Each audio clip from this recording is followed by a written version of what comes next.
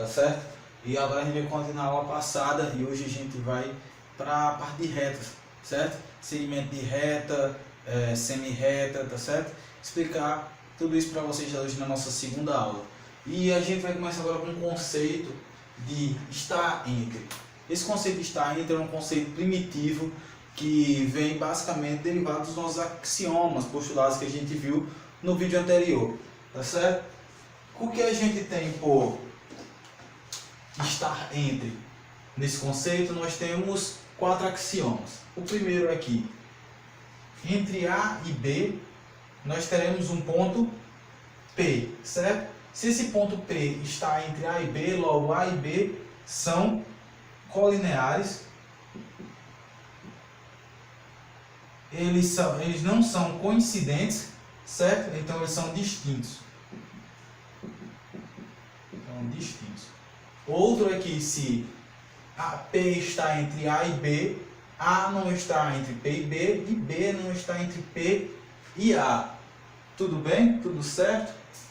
E o último é que se entre A e B são distintos, como eu já provei, sendo que P está entre eles, eu provei que eles são distintos. Se eles são distintos, entre eles há uma infinidade de pontos, incluindo o ponto P.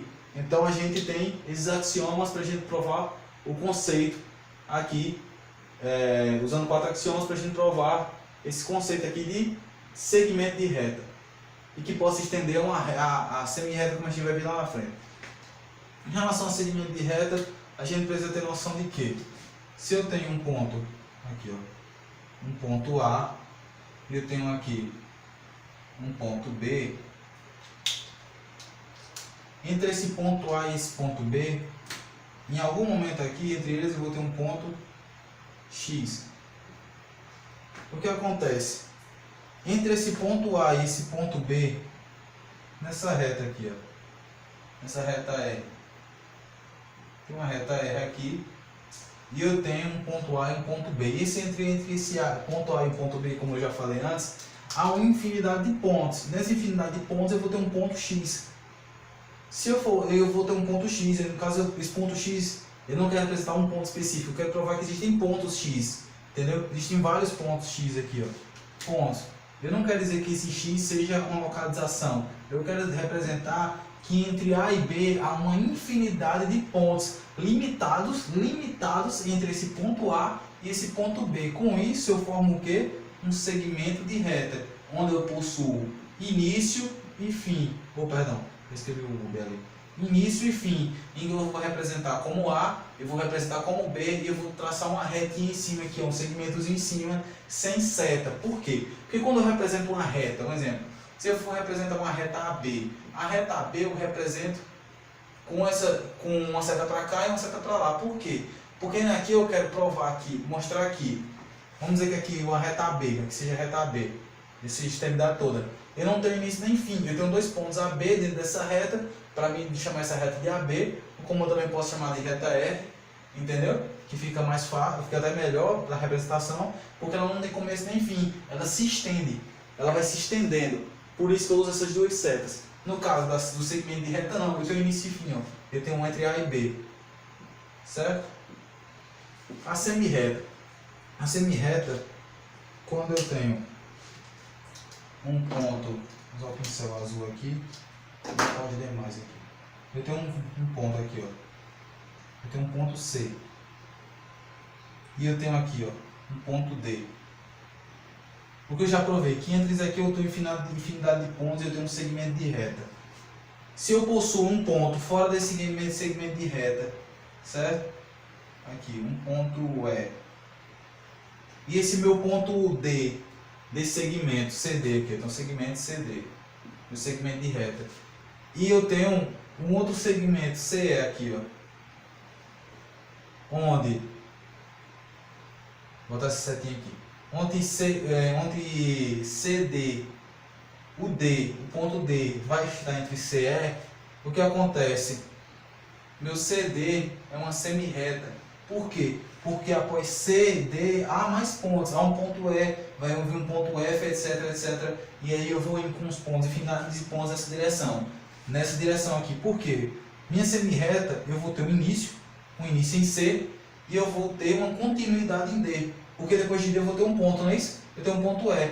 E aqui eu posso ter um ponto F aqui. Aqui eu posso ter um ponto G aqui, entendeu? Eu tenho uma infinidade de pontos aqui.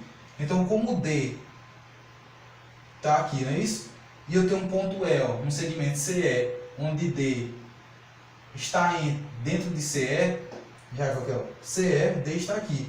Então, eu afirmo que esse segmento CD, ele é um segmento de reta se eu parar aqui. Se eu prolongar D, eu tenho uma semirreta, porque eu não vou prolongar para cá. Eu não vou prolongar para C, eu vou prolongar para D. Em diante, então eu tenho uma semirreta, porque ela segue apenas uma direção, certo? Ela tem um início, e desse início ela vai seguir nessa direção. Basicamente, no resumo, eu tenho aqui uma reta AB, onde eu escrevo A e B, e eu tenho uma seta para cá e uma seta para cá, porque aqui, após A, há uma infinidade de pontos nessa reta, e após B, eu tenho outra infinidade de pontos, por isso as setinhas. Quando eu faço um segmento CD,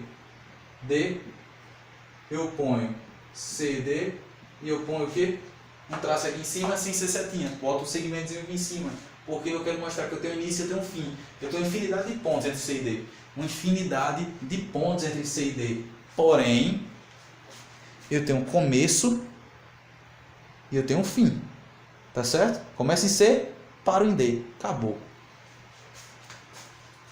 Eu tenho aqui um ponto E, que vem um ponto F. Só que desse ponto F eu tenho o quê? Eu tenho infinidade de pontos para lá. Eu vou continuar seguindo após F. O que acontece? Eu continuo seguindo após F, mas eu paro em E. Eu tenho uma semirreta. Essa semirreta, ela vai ter uma reta oposta a ela. Esse EF aqui, eu posso representar também como Azinho, uma linha. Certo? Eu começo em E, eu venho nesse Azinho. Certo? Mas eu tenho uma reta oposta à reta E. Tenho uma reta oposta à reta E. A reta oposta, a semirreta oposta a E é esse Ezinho aqui, ó, seguindo para cá, onde eu posso representar como a duas linhas, que é uma semirreta, a semirreta oposta à semirreta EF ou oposta a Azinho, uma linha. Tudo bem até aqui? Até aqui tudo suave, então vamos continuar. Pessoal, vou aparecer aqui agora. Eu vou só vendo se estava bom a imagem para eu gravar na noite. Então aqui a gente tem segmentos consecutivos, que podem ser consecutivos colineares, que podem ser consecutivos colineares e adjacentes. Quando a gente pensa em consecutivo, algo consecutivo do outro, algo que vem após o outro, certo? E de certa maneira o segmento consecutivo serve essa mesma perspectiva. Um segmento, um exemplo de um segmento apenas consecutivo. A ideia de consecutivo é quando eu trabalho com um ponto B aqui, não é isso? Em que eu venho aqui, eu tenho outro segmento. Um segmento AB. E desse ponto AB, eu tenho um ponto C aqui, ó. Em que eu tenho outro segmento aqui, BC. AB e CB, eles têm apenas um extremo em comum. Eles têm um extremo em comum, eles têm um B. Então eles têm um consecutivo do outro. Esse vem para cá, aqui vem para cá. Eles têm um ponto em comum aqui, esses dois segmentos. Eles têm um extremo em comum, mais do que um ponto, perdão. Eles têm um extremo em comum, porque eles poderiam ter um ponto aqui no meio, ó. Eles poderiam ter um ponto aqui no meio. Aí eles seriam concorrentes e não consecutivas. Consecutivas porque ela tem extremos em comum, certo? E são segmentos. Esses segmentos têm um extremo em comum. Esse extremo é o extremo B. Então ela é consecutiva. Para ela ser consecutiva colinear, ela vai passar por isso. Vou usar o pincel, usar o vermelho. Vem para cá, ó. Tem um ponto A, eu tenho um ponto B, e eu vou ter um ponto aqui, ó, um ponto C.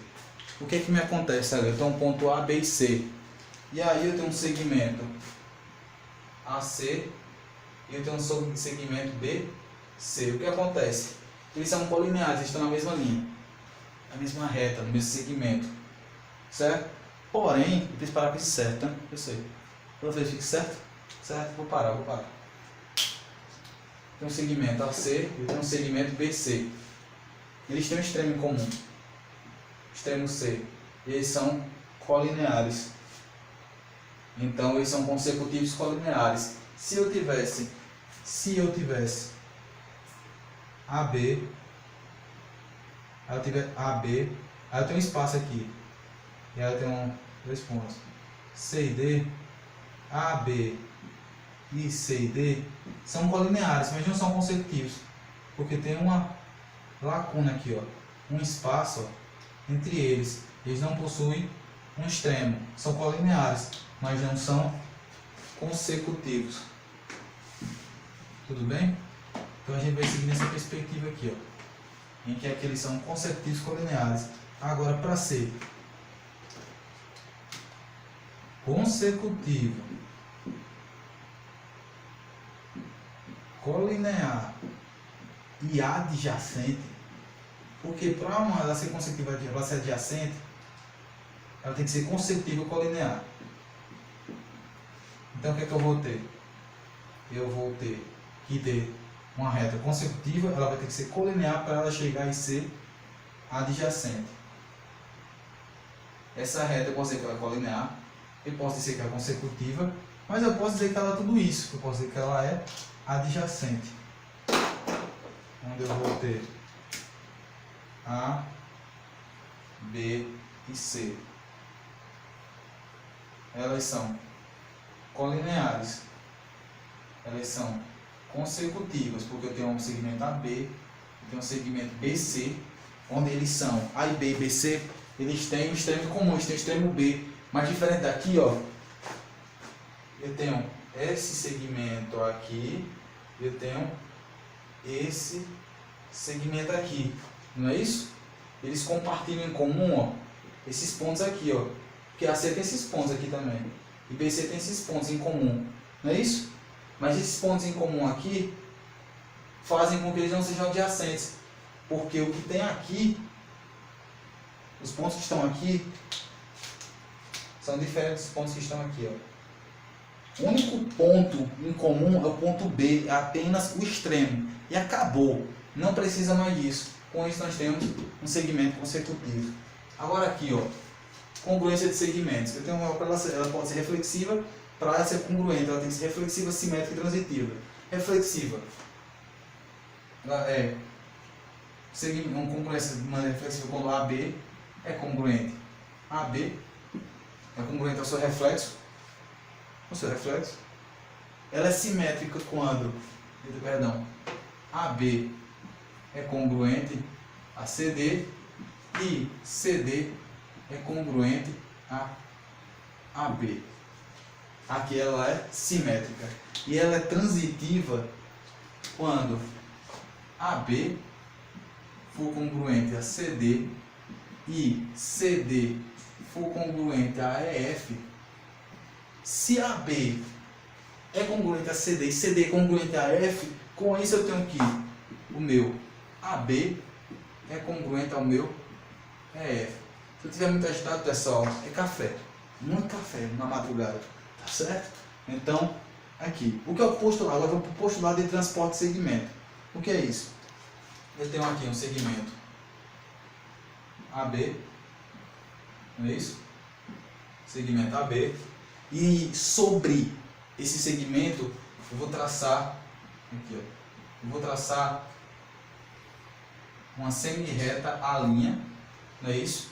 E eu, com esse postulado de transporte de segmento, se esse meu A' for colocado sobre esse segmento AB, sendo que o A' vai ficar sobre o meu ponto A, nessa semi-reta aqui haverá algum ponto B', de maneira tal que o segmento A' nessa semi-reta, esse segmento aqui, ó, A', B', será congruente ao meu segmento AB. Porque se ele ficar esse sobre esse, em algum momento, esse daqui vai ter aqui, ó, um encaixe perfeito. Eles vão se encaixar. Usando esse postulado, que lembra que eu falei na primeira aula, que postulados e axiomas, entendeu? São coisas que a gente não precisa provar, eles acontecem. Eles acontecem. E aconteceu um postulado, um belo postulado, postulado de transporte de segmento. E vai me ajudar aqui agora, ó, na minha comparação de segmentos. Na minha comparação de segmentos, eu vou ter dois segmentos, AB e CD. E usando o postulado de transporte de segmento, eu vou colocar esse segmento AB em 3 semi-retas, transportando. Deixa eu ver aqui na imagem se eu pego os 3 segmentos. Peguei os 3 segmentos. Eu vou ter 3 hipóteses. A minha hipótese é que AB seja maior que CD. O outro que AB seja igual a CD. E por último que AB será menor do que CD. O que acontece? Eu montei isso aqui. Se eu tiver a priori a sorte de que eu tenho um ponto A aqui e eu vou ter meu ponto B bem aqui e eu vou colocar um ponto P aqui, esse meu ponto P vai estar aqui, de maneira tal que P e B sejam diferentes, sejam distintos. Lembra do axioma no primeiro vídeo? Que eles sejam distintos. Se P e B são distintos, eu tenho esse segmento aqui, o segmento AP. Se esse segmento AP for congruente ao segmento CD, tem segmento CD aqui, ó. Se for congruente ao CD, o meu AB será maior do que CD. Primeiro, se eu tiver o meu ponto P bem aqui e o meu ponto P, lembra do primeiro vídeo? For igual ao meu ponto B, se eles não forem distintos, se eles forem iguais, congruentes, estiverem no mesmo lugarzinho, ó, o ponto P for igual ao ponto B ali, ó, meu ponto A estará aqui, e com isso eu terei que esse segmento aqui será CD. Com isso eu tenho que AP será igual a CD. Com isso eu tenho que, já que AP é igual a AP será igual a AB, sendo que AP e B são congruentes, eu tenho que AB será igual a congruente a CD. Agora sim, no meu ponto A aqui, ó, eu tiver o meu ponto P bem aqui, e aqui dentro tiver o meu ponto B, no meu segmento AP será congruente a CD. Então, vou usar o pincel azul agora, o preto para destacar melhor. Se o meu segmento AP for congruente a CD, o meu AB é menor do que o meu CD. Com isso eu faço a minha comparação de segmentos aqui, nessa situação. Eu vou prover aqui a minha comparação de segmentos e a gente vai continuar agora para finalizar o nosso vídeo. Agora, pessoal, a gente vai finalizar isso aqui, né, para poder dormir e terminar a nossa aula de hoje. A gente tem a adição de segmento, ponto médio, medida do segmento e a gente tem distância entre pontos. O que a gente vai começar primeiro? A gente vai começar com a adição de segmentos. Se eu tiver um segmento aqui, AB, e um segmento CD, de maneira que eu tenho aqui uma semi-reta em que eu tenho R, S, e eu tenho S e T, sendo que AB é congruente a RS e CD é congruente a ST, o que é que eu faço? O que é que eu tenho? Um segmento AB aqui, ó, congruente a esse, eu vou ter um segmento CD aqui. Com isso, somando AB mais CD, eu vou ter um segmento igual ao segmento RT. Porque se esse daqui é congruente a esse é congruente a esse, esses dois aqui compartilhando de um ponto S formam a reta, o segmento RT, logo AB mais CD, eu tenho RT.